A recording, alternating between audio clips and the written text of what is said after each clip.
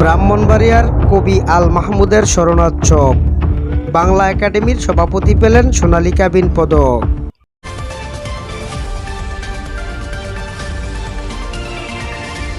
ব্রাহ্মণবাড়িয়া কবি আল মাহমুদ গবেষণা কেন্দ্র ও স্মৃতি পরিষদের উদ্যোগে নিয়াজ মোহাম্মদ উচ্চ বিদ্যালয় মাঠে 3 দিনব্যাপী সোনালী কাবিনের কবি আল মাহমুদের স্মরণোৎসবের আয়োজন করে।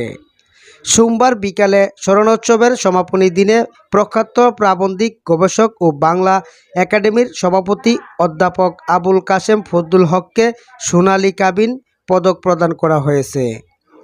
পরিষদের সভাপতি মোহাম্মদ ইব্রাহিম খান সাদতের সভাপতিত্বে প্রধান অতিথি ছিলেন পরিষদের প্রধান উপদেষ্টা হাফিজুর রহমান মোল্লা কোচি।